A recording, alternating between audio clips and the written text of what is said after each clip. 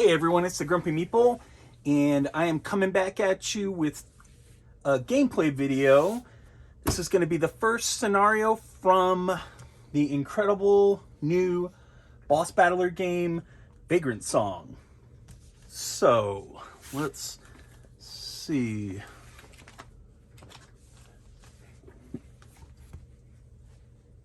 Alright, so here you can see we are currently set up for a 2-character,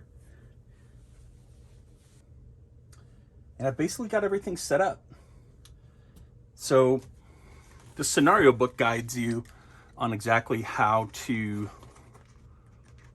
configure the board, tells you, what the starting health of the haint is, and the round shows you the round track that you have to follow. These numbered items are all event tokens, and I'm actually just noticing that I'm actually missing 2 of them, so let's get those out there. Okay, so now we've got all the event tokens set out. I'm not sure if that's the 6 or the 9, but I don't care. It looks like the 6 to me, so I can never remember that whole up-down situation. We are going to be facing off against the, what is the name of this haint? The turned faces. So it's this kind of sad looking family, well-to-do family that has passed on to an unhappy afterlife, and we are trying to save them. The scenario is called Shelter from the Storm. You can see it tells you for 2 players, the haint threshold goes to 8. So this is basically the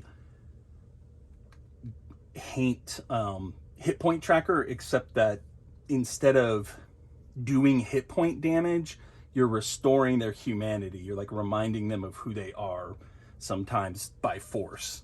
And every time you reach this, you're going to trigger a break, which is like a phase in the lifespan of the bad guy. And so this break tracker is going to move down, and it's going to trigger an event if it lands on one, and so forth and so on until you clear it out completely.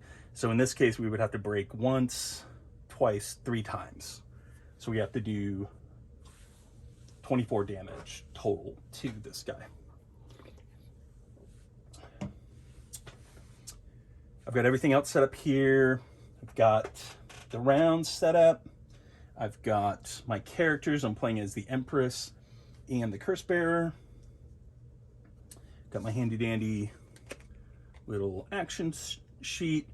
I'm very happy to hear that, or see that this has the haint target priority on it, because that is one of those things that is going to be super important. Couple of kind of quick rules on gameplay. Haints can move through terrain and through other spaces and even land in someone else's space. Vagrants cannot. So they can't move through the terrain, and they can't stop like this. If a haint stops on you, you get to decide where you move your character to, basically.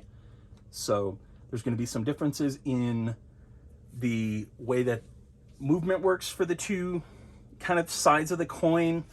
And then the way that the AI works in this game is really ingenious.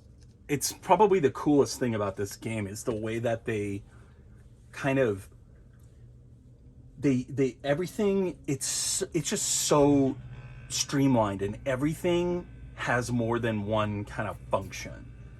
So the cycle track, for example, is tied into the bindle, which is the bag that has these rummage tokens on it. So the rummage tokens, you as a vagrant are pulling out because they have all sorts of beneficial effects. For instance, the iron nail lets you give 2 humanity to a haint within range 2. So it's basically doing damage. But the bindle and these tokens also decide the boss AI. So there's this kind of guide to, depending on which, if the face of the boss is happy or sad, they have different behaviors. And this is how they managed to fit like 30 bosses, 30 different encounters into this one book without a giant pile of cards on the table or anything, is because for every boss, they just change what these things do. And, you know, like these trackers are the same way. Yeah, this is the break tracker, but it also can house events, which makes it kind of a dynamic part of the actual gameplay. Same thing with the rounds tracker. The cycle track, again, the pulling of tokens from this bindle for the haint will eventually trigger a cycle where these will all go back into this bag, and so it like resets the bag. And so there's an element of needing to be careful about how much rummaging you do, because if you pull out, you know, maybe for the boss the salt ability is particularly strong or particularly weak. Let's say that it's particularly weak. So if you as a vagrant are searching and pulling salt out of the bindle bag, then it's not there for the boss to potentially pull. And so you've strengthened his bag, essentially. So it's a really cool system. It's super streamlined. You can see this is a full-on boss battler. It really doesn't take up that much space. Even the board, which is long, it's not wide. So I just have this set up on like a side table, basically. And so I'm really excited to dig into this. So first thing, let's make sure we have all the setup in mind. Place the tokens, terrain, and markers, break and rounds as shown above. We've got all that set up. Place their vagrants on any V spot shown below. I like that placement. That's fine. Place the threshold token on the appropriate space on the humanity track based off player count. Place the turned faces on their designated space, and the 3 shelter from the storm ritual cards on their designated spaces. So these are basically like bonus objectives that you can complete, and I don't know exactly what they do, but I know that they can have a positive benefit on the round or the state of the game for the player. So the first ritual we have is just called First Blood. It says after a vagrant suffers a wound, and again, they build in some tutorialization into this too, because it tells you right here, remember, by flipping over one of the skills after losing enough humanity. So basically what happens is if you get down to 0 humanity, you don't die, but you have to sacrifice one of your skills and you flip it to the wounded side, and so you can no longer use it for the rest of that scenario unless you heal it.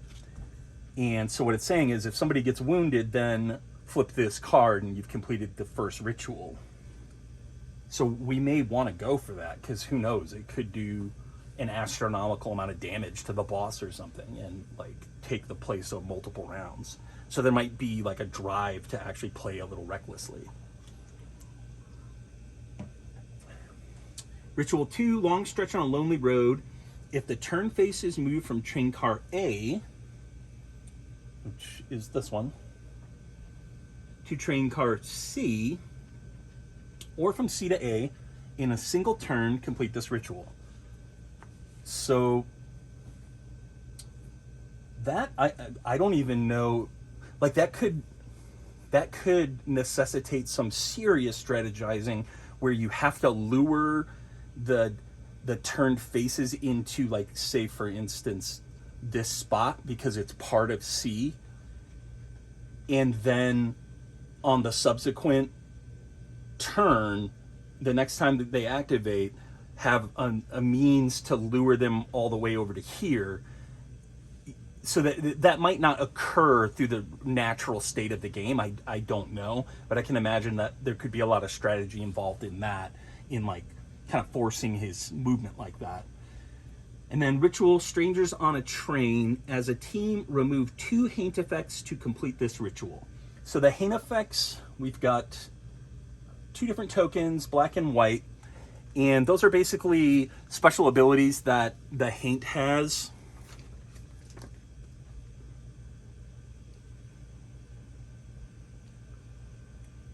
Yeah. And those are going to come up throughout gameplay. So, you know, maybe they don't even happen during the kind of friendly phase, but maybe if you push him, if you make him mad, he starts doing these Hain effects. You can see here, shoe fly, shakedown. Vagrants in the same train car get the shakes. So the shakes is one of those Hain effects, and it tells you exactly which one it is. It's the black one. So this is saying remove 2 of those by healing them, which you can do. I can't remember exactly. I think you have to discard a token or something. And you complete this ritual. And again, that might give you a current bonus. It might give you a bonus in a future round or to the kind of overall state of the game, because it's a campaign-based game. So really interesting stuff, really streamlined. I just am so impressed with every aspect of this game, basically. Place the turn. Oh, read event 1 once you're ready to play, which is over there. Special rules. There are no special rules. Remember, losing humanity is different for both Haints and Vagrants. Right. So losing humanity for heroes means taking damage. Losing humanity for the Haint would actually be healing him, because like you'd be here, you'd be a quarter of the way to breaking him, and maybe they would lose it back.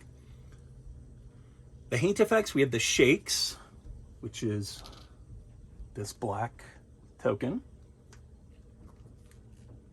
Lower your move value by 1 to remove the shakes, discard an iron nail. Okay. And then we have spooked, which is the white Haint effect token. If you end your turn in rage 2 of the turned faces, lose 2 humanity. To remove spooked, discard salt. Okay, so we need iron and salt. And, you know, that again might drive our decision making. I would probably be inclined to rummage early, because every time he rummages, he has a chance of pulling one of the 5 iron nails out. And if that happens enough times, I literally won't be able to do this until the board resets, until it cycles. And so I may want to try and stack up on those early. This is all just so interesting.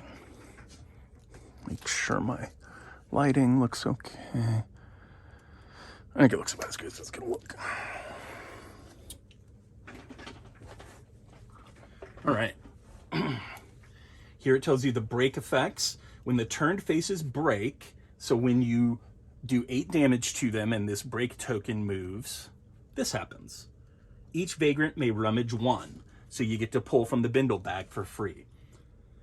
And it gives you another reminder. Remember, whenever a Haint breaks, the next turn a Haint would take is skipped, and all vagrants gain 1 humanity. The effect above is unique to the turned faces. So in this game, when we take him down 8 hit points, we all gain a humanity back, so we heal. We get to rummage and pull out a token, and he misses his next turn. And the way that turn order works is it goes from hero to bad guy, hero to bad guy, hero to bad guy. So we always start, and they always follow us. And once you cycle through both heroes, that completes a round, and you move the round tracker forward. All right, victory condition, save the turned faces. To save the turned faces, give them back all their lost humanity until they have no more breaks. Okay.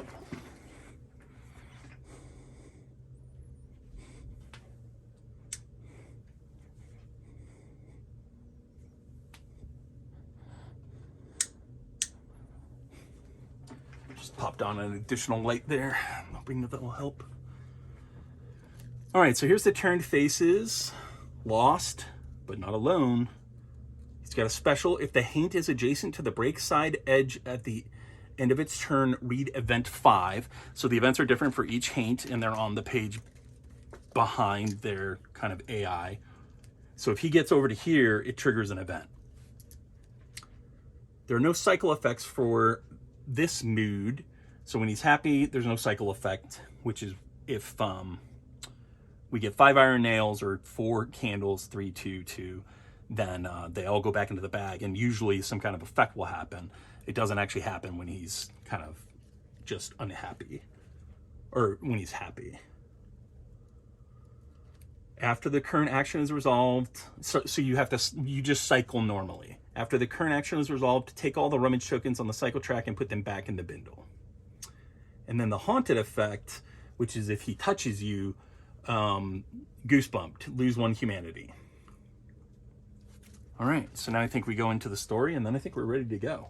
Should we start from the very beginning, though? Let's see.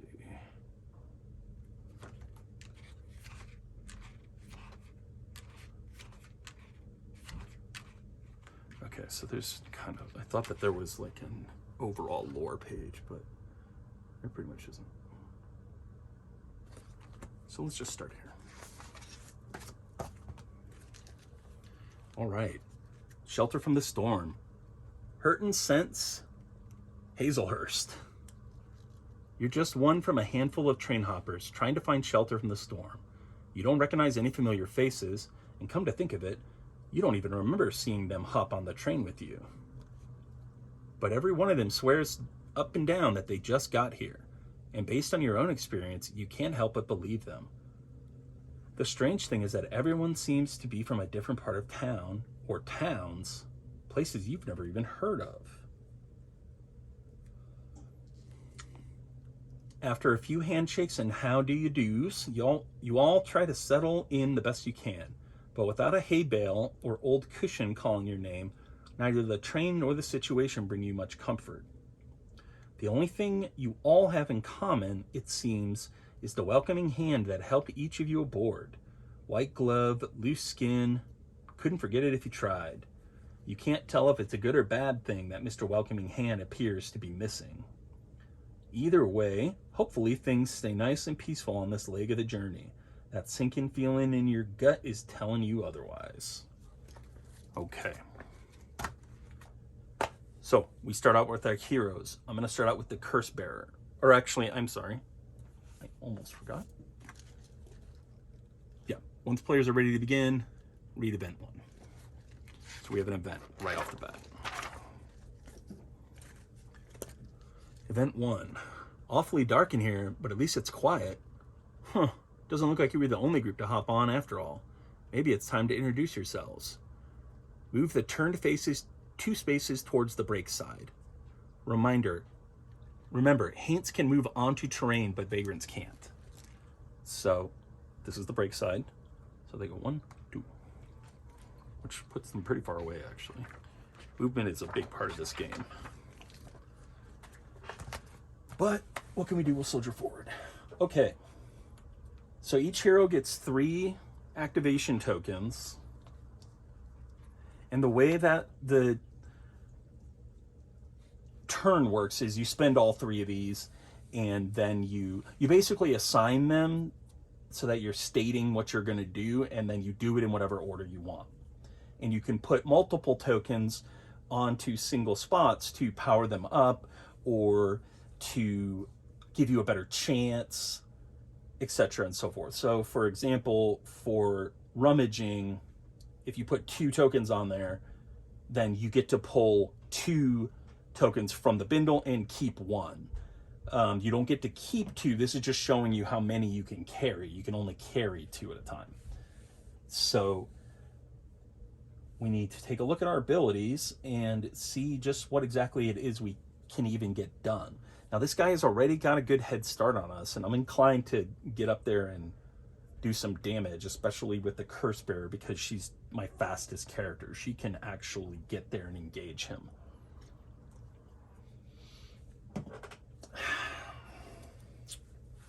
Let's see, Curse Bearer, Devil on your heels.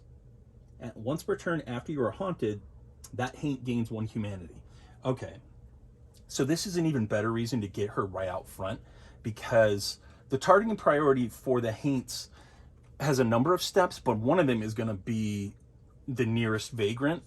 And so it may be that I want to get him to haunt me because he's doing damage to himself. And that's kind of the curse bearer's shtick, is that when she takes damage or gets status effects, she gets stronger or does damage. It says the curse bearer has been running for a very long time. Armed with her guile and trusty knife, she hopes to defeat the creatures of darkness that pursue her. She just needs to figure out how. She's got 2 abilities: Distant Memory, which has a range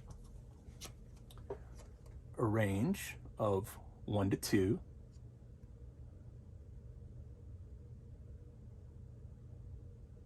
Distant Memory. The target gains 1 humanity for each of your haint effects. So see, this does more damage, or does damage at all, if she's spooked or haunted. Then for each success, the target gains 1 additional humanity. Wow. So I could do this. It's showing you that you can spend coins to add bones or dice. So I could put 3 dice on this and roll 3, and each one would count as a success if it rolled above a 4 or better. But it's better to wait on this until she's got some haint effects, because then it's just doing automatic damage. So I don't think I would want to do that yet. Here we've got Old Knife, Strange Blade. It's only got a range of 1. Target is haints. You get 2 dice with this one, and you have to roll 5 or better. Old Knife, Strange Blade. Reduce this skill's success value by 2 if you've moved this turn. For each success, target gains coin humanity. Right. So they gain the number of tokens that you put onto it as damage, essentially. Okay, so I think I'm just going to rush in there with her. I'm going to put 2 on that and 1 on Old Knife, Strange Blade. So the 2 movement allow her to move 6 spaces. So 1, 2, 3. Diagonal movement is not allowed. Can't move through objectives. 4, or tokens, terrain. 4, 5, 6. So she gets right up there, spending those 2 movement. And now she is going to shank this motherfucker with the old knife. Reduce the skill success value by 2 if you moved, which I did, which means it comes down to 3 success instead of 5. I'm rolling 2 dice. Looking for 3s or better. And then each success will do 1 damage. Oh. Okay. So just 1.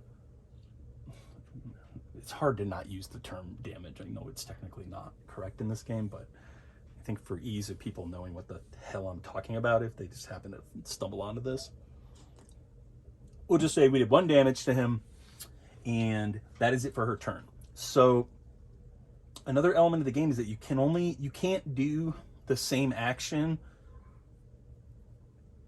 in the same round, I believe, or turn. You definitely can't do it multiple times per turn, but let's take a look. Let's see, 4 skills.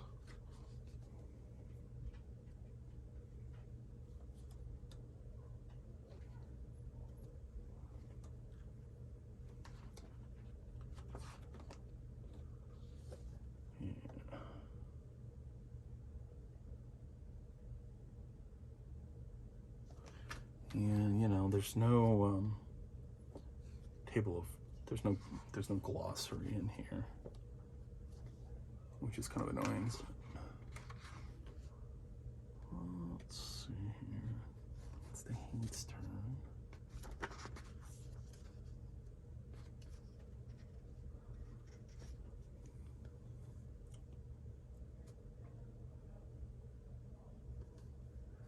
Boy, they really kind of bury this. Oh, fuck. Here we go. Yeah.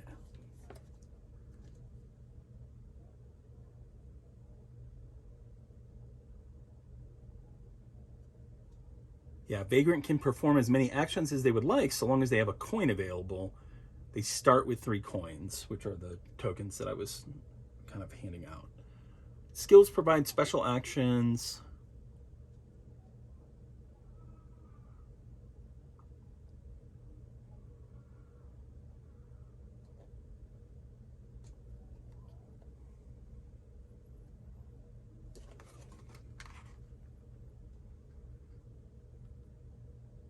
I know that it specifies here that you can't.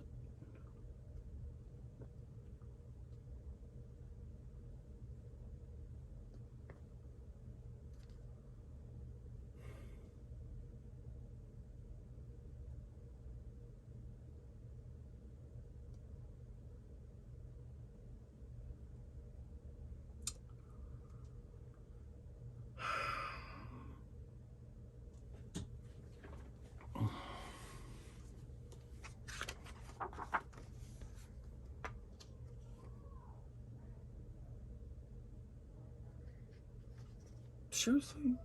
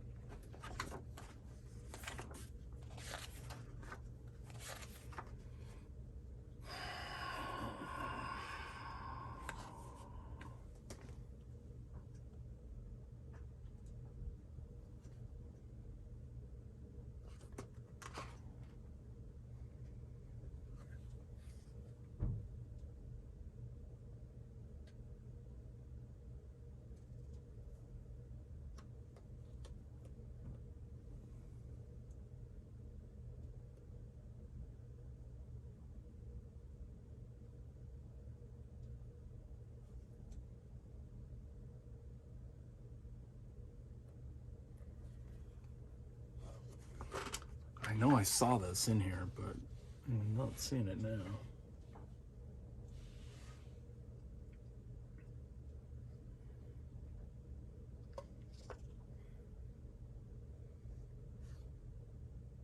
And if I don't find it, then I am not going to follow it.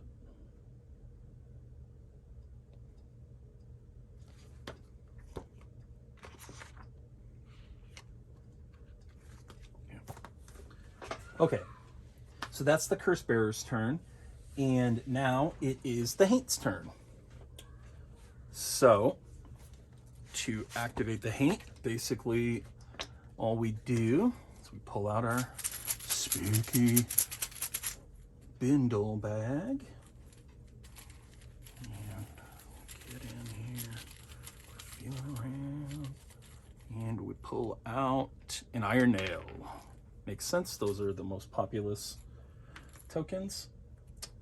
So this goes here to count towards the cycle, and then the turn to faces activate, moving towards the break side, finding our way back home. So all this does is move them 3 spaces. So there is an element of decision making that has to be done. They call it the hobo code, where you have to move people in a way that you have to move the Haint or activate the Haint in the way that's least kind of efficient for you, if that's possible.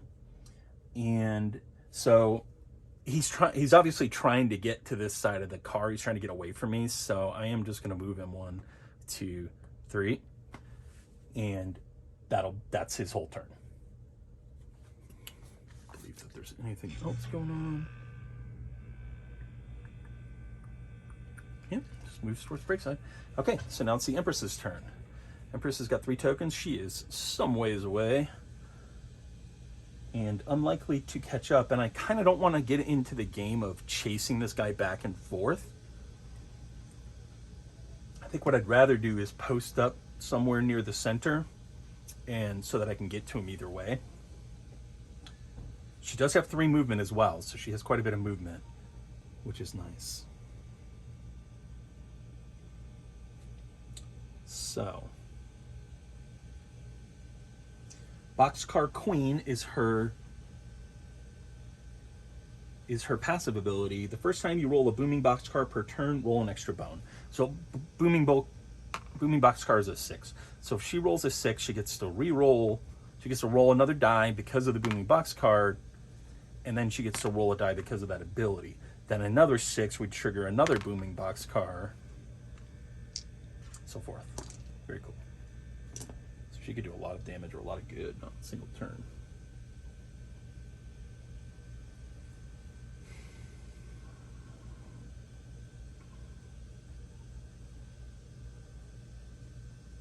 She has an ability called General's Orders,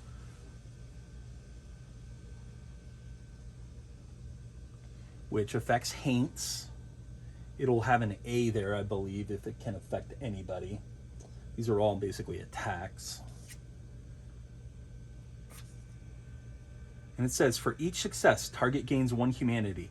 On 3 or more successes, the next Vagrant to take their turn this round gains an additional coin. Wow. So that gives them like a permanent additional ability. So she would be incentivized to put everything into that, trying to get all 3 successes, if that makes sense.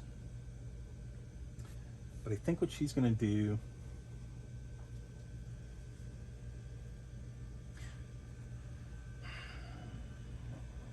I think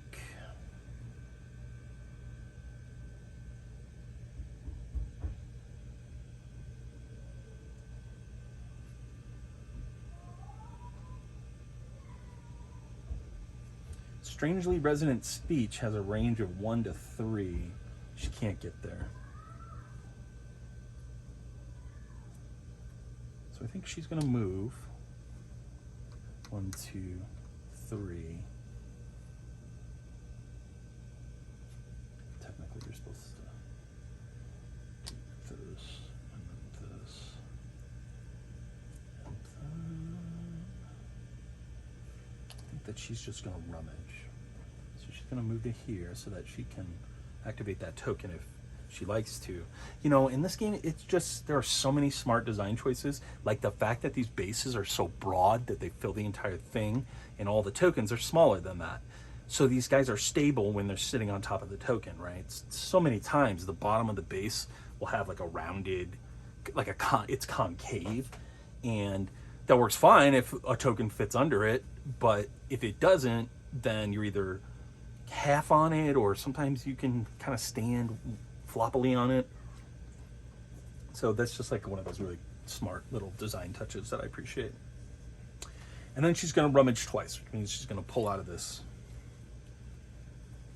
bag 2 tokens, and she gets to keep 1.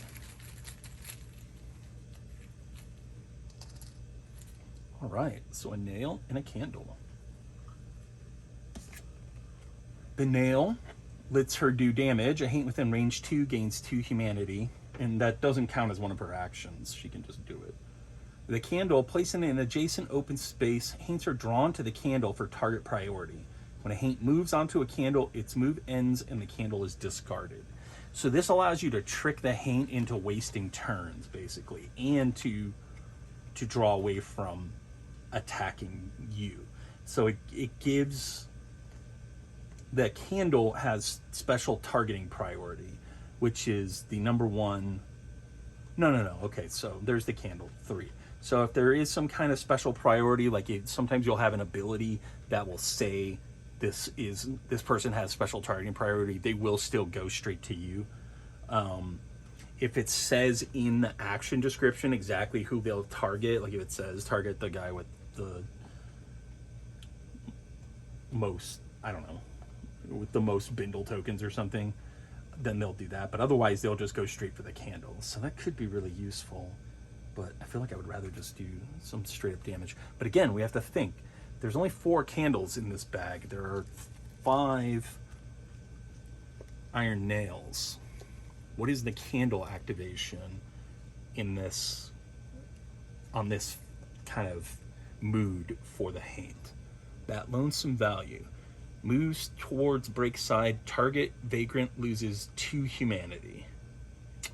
Okay, so see, this is 6 movement. Interesting.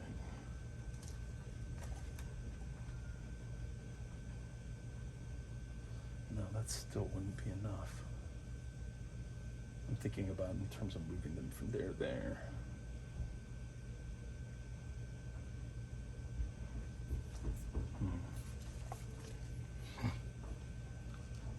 So that's an attack and a huge movement.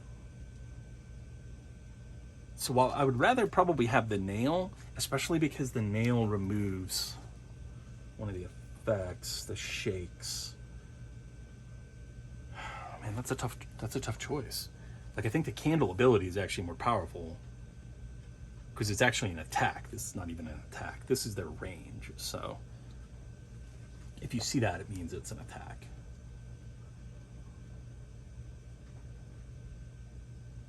I'm going to keep the candle, even though I would actually rather keep the iron nail, both for the damage that it does and because, well, I guess that's pretty much it. I want to take that ability away from him. I'd rather have the candle effect, but I want him to have less chances of getting that ability. So that's it for her turn, and now the Haint activates again.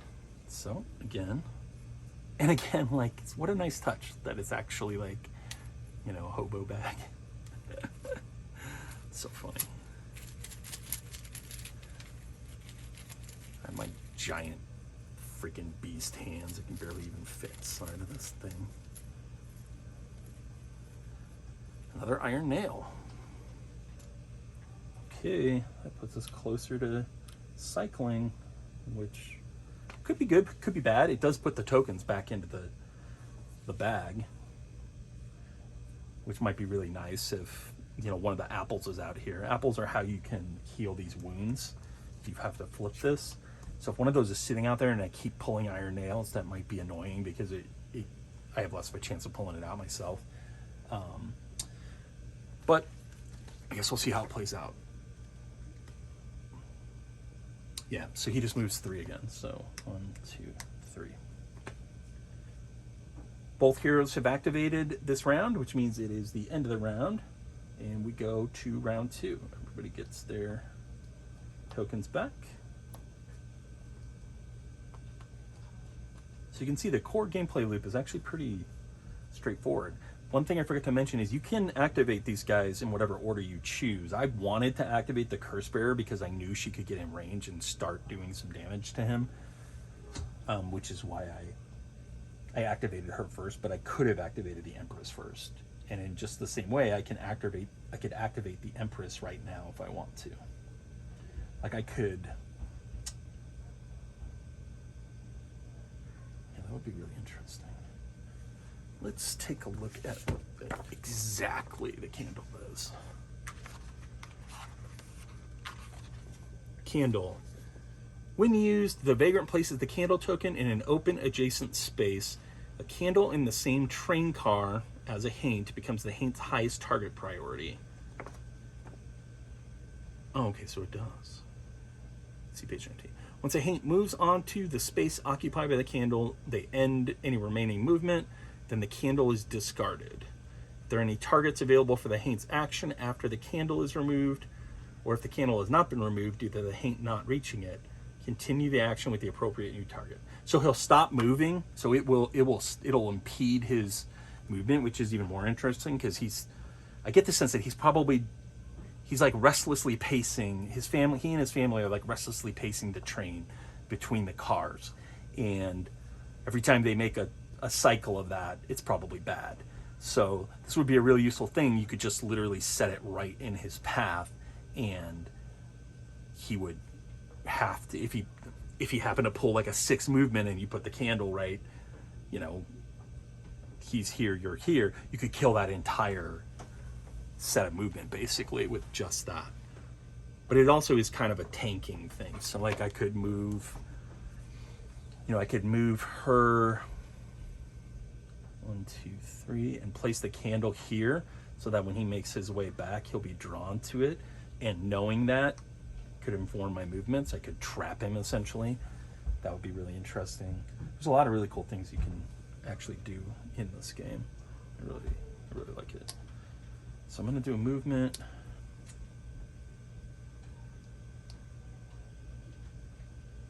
A rummage. Well, let's see.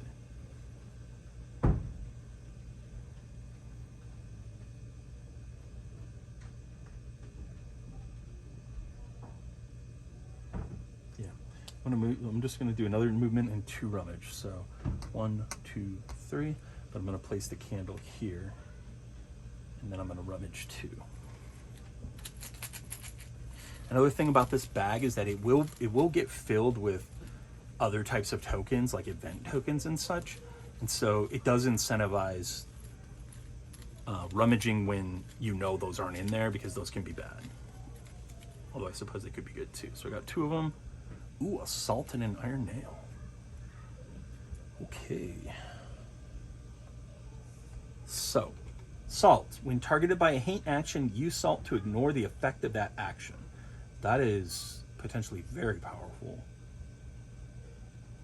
The iron nail just does a straight up 2 damage. I think I'm going to keep the salt because the salt is rarer. But again, it's so interesting the way these systems interact, because by doing so, I put another iron nail in, which means it's available for him to pull and cycle the track.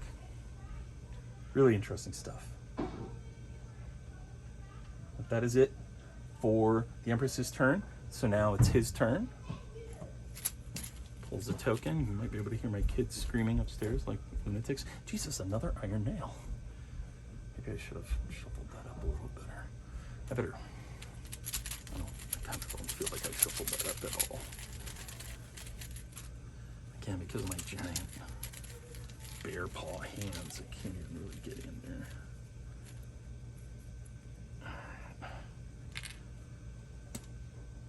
There's the rabbit's foot. Okay, let's see what that does. Pull it together. Moves towards the break side. Vagrants in range 2 move 2 towards break side and lose 2 humanity. So there are no vagrants within 2. Moves towards break side.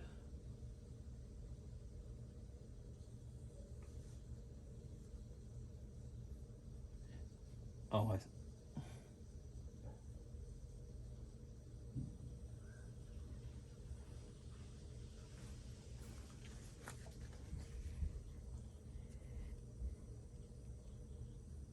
does this indicate the range of the ability or the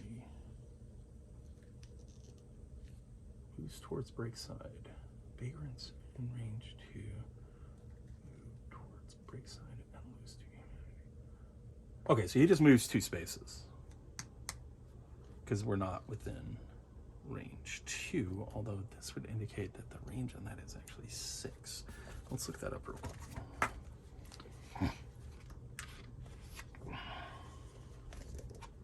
Yeah, range value, move value.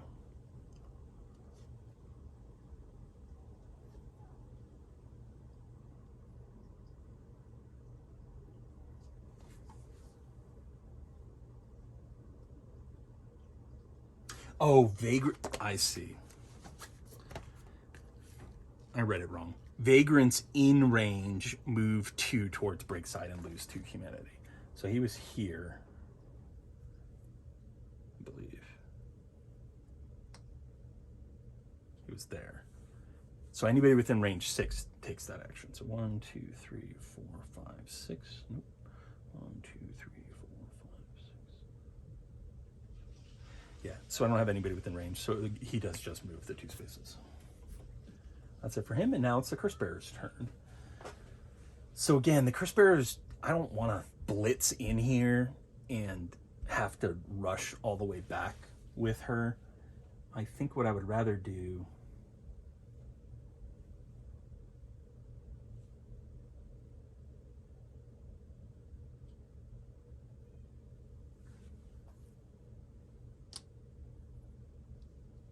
I think I'm going to keep on rummaging. As a matter of fact, I'm going to rummage 3. I'm just gonna, did I take a damage? I feel like I was supposed to take a damage at some point.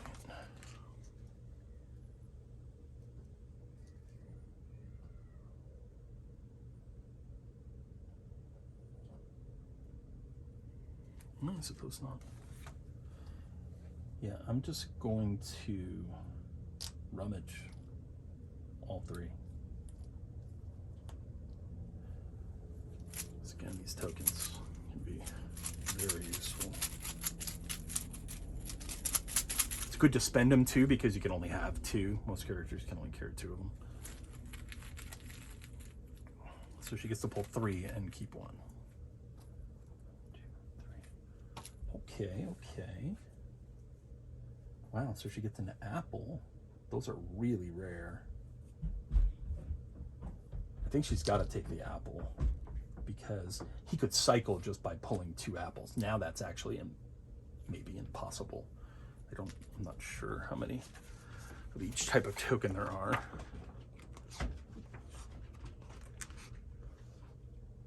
There's 3. Okay, there's 3 apples.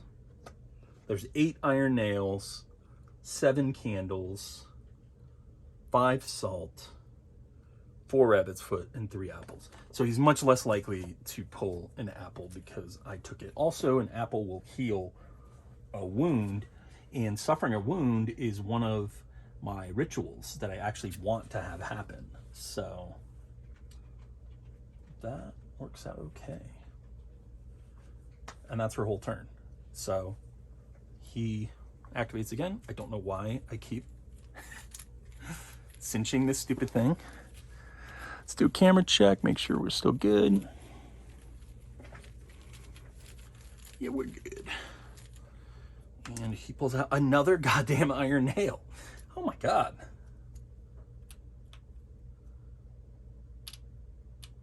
It's another 3 of 5.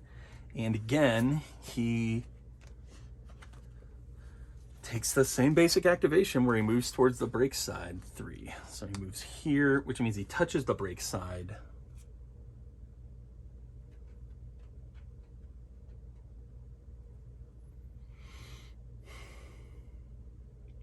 So this is interesting. It specifically says move towards break side. So the question is, will he stop where he is because he's already adjacent to the break side, or will he continue his movement?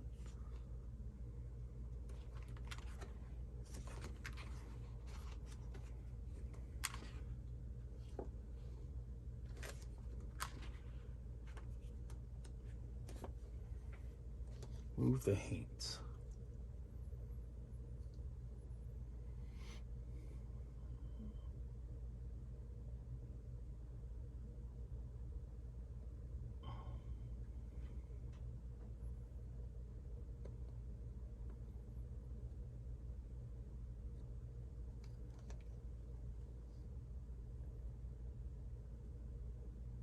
Yeah, haint actions without range.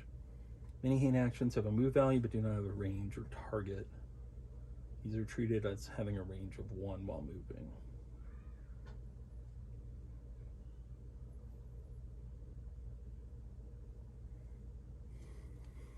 If the haint would move, it is already in range. They would move so that they could haunt as many people as possible, but they can't really do that.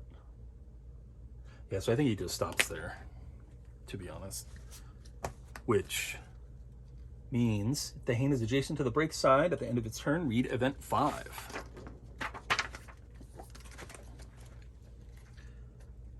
Can't they see there's no door here? Change the turn face's mood to but not alone. So now they're pissed. Then the turned faces immediately perform its rabbit foot action on the yonder. After performing the haint action, vagrants in range 2 of the turned face lose 2 humanity.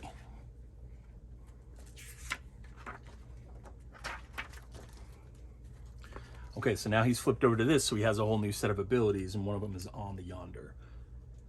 Target the furthest vagrant. Move to the furthest adjacent space of the target, haunting any vagrants in the most immediate path towards them.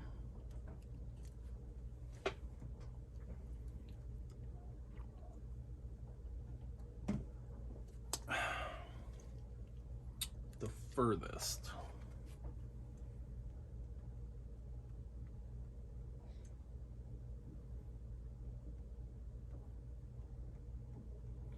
So she is the furthest. The question is, how does the candle affect that?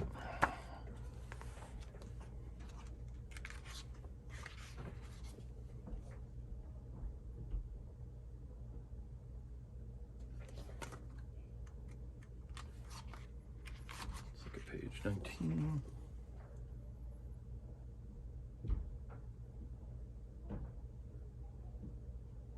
Yeah, it's action specific. Haunts only target a candle with actions that would move the haint a number of spaces. This one doesn't, so he won't target the candle, which means he's targeting her, which means he moves to her, which means that he passed through her, he haunted her on the way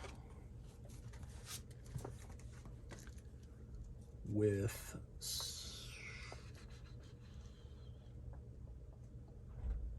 goosebumped, lose 1 humanity. Boop.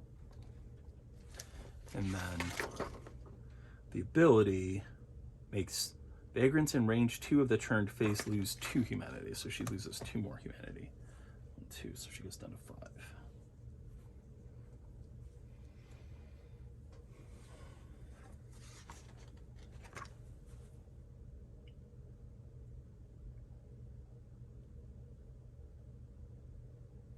And I believe that's it. But the round tracker hits event number 3, which means that it triggers. So that was really interesting. That completely changed everything, because now he's within range of everybody and he's halfway across the board. If that's what he's trying to do to get over there, that is brutal. We need to read event 3 now. You hear something behind you, a heavy thud, then a slow drag. Things fall from the top of the train cars all the time, right? Place event 4 on any open space adjacent to the round side in train car A, then remove event 3. Okay, so event 3 goes away. Event 4 comes out.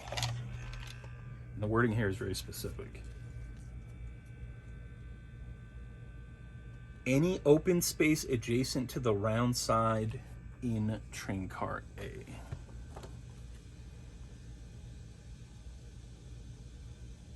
So I'm assuming it's one of these. I just want to make sure, because there's some specific wording about spaces and exactly what. There are different types of spaces, basically. Okay, it doesn't say anything about connecting space. It just says any open space adjacent to the round side. So we'll put this there. And that's it. So that is the first 2 rounds of my new Vagrant story playthrough. Scenario 1, Shelter from the Storm. So I hope you enjoyed that. I feel like we're getting the flow of this. It's pretty, again, it's pretty streamlined. It's pretty basic in a really cool way, though, because what's happening with the AI and whatnot, the limitations on movement and stuff make it very not basic. It's very strategic. You can't just go herring off after the guy. Because if I had, then she would be stuck. Let's say that she made it all the way to here. She'd be stuck all the way over here and he would be here. She'd spend half the remaining game just catching up to the guy. So, very interesting. That ability is also the way that you could trigger this ritual on the yonder. Target the furthest vagrant.